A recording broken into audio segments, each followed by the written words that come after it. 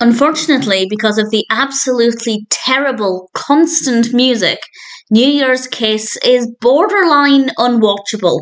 I did watch it, I did sit through it, but it was insufferable. Generally, everything about it is fine apart from the music, and I'll talk about that more in a moment. This was released in 2019.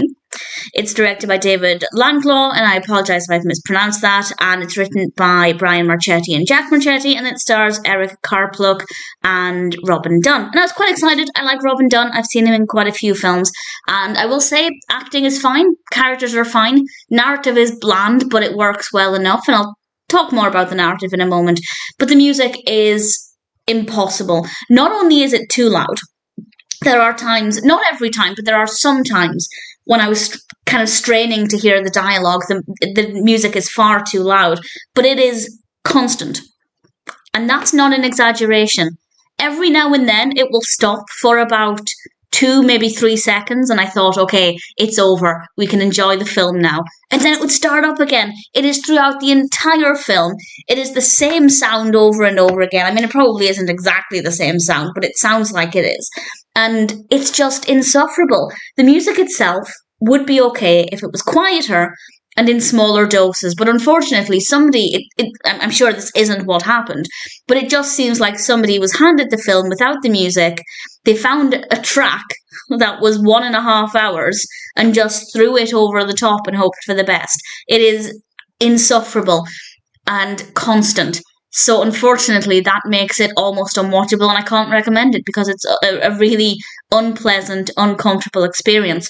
However, I did sit through it. The narrative is fine. Kelly has a difficult time in life. Things were going fine, but then she has a breakup at the start of the film, and then she meets Santa.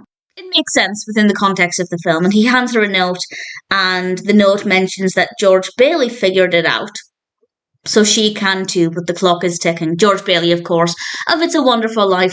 And she has to try and evaluate what's really important, figure out where she wants to go, what her journey should be. And of course, there's a romantic aspect as well. And I'll say no more than that about the narrative, partly because I don't want to spoil it on the off chance you decide to watch this. But also, I don't recommend it at all because it's really unpleasant. If there's a version out there where the sound is better, I'm not saying I have any reason to believe there is, but maybe there's a DVD release with a different soundtrack. It's not impossible for films to have different soundtracks. I watched this on Amazon Prime in the UK, but for me, it was a really unpleasant experience. The narrative was okay. It flowed well enough. The pacing was fine. The pacing was very, very good, actually. I don't have any problems with that. The characters were fine.